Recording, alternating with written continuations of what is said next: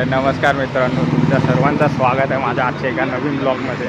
तर मित्रांनो, जसं काय माहिती आहे, आता गणपती जवळच येत आहेत. तर आज आपण आलो आपल्या मंडळाची म्हणजे एकताच्या एकदंताची मूर्तीची बुकिंग करायला. आपला मूर्तिकार दरवर्षीप्रमाणे सिद्धेश दादा दिघोळे हाच आहे आणि आज आता आपण त्याच्याकडे मूर्ती बुकिंग करायला आलो आहे.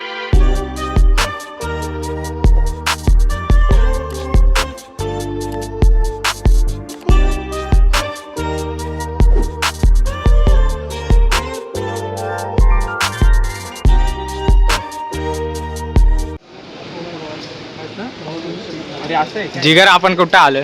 आपण परेल वर्कशॉपला आलो. का आलोय? काय काम आहे? आपण गणपती बुक करायला आला. हां, एकटाच्या एकदम. किती वर्ष आहे आपलं? 5 वर्ष. हा, काय स्पेशल आहे ह्या वर्षी? आता आगमनाच्या वेळेस कळेल आणि गणपती आगमना कळेल.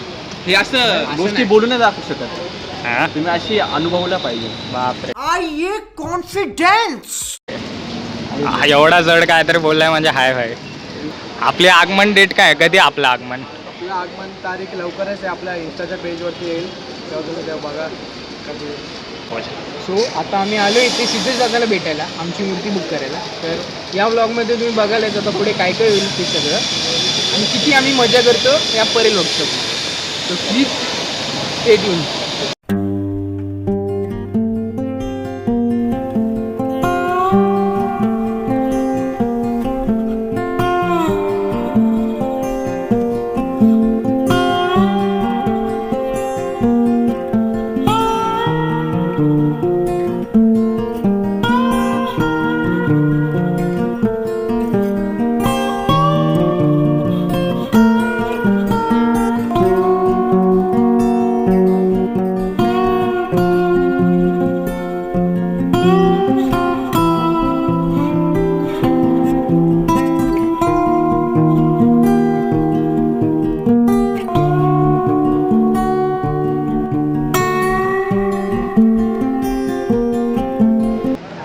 मित्रांनो, आपण आलो आहे परेल वर्कशॉपला.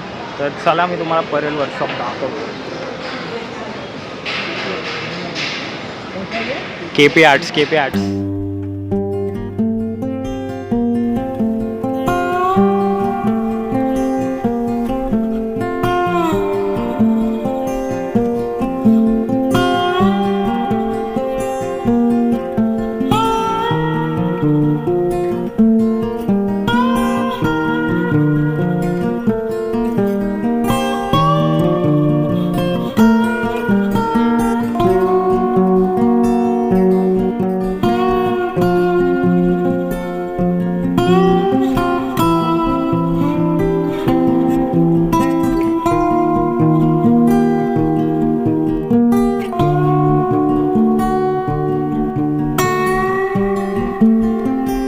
तर फायनली मित्रांनो, आपल्या बाप्पाच्या मूर्तीची बुकिंग झालेली आहे आणि आता लवकरच आगमनाच्या तयारीला लागायला लागेल, कारण की गणपती लगेचच येतील. त्यात आपलं ह्या वर्षी 5वं वर्ष आहे.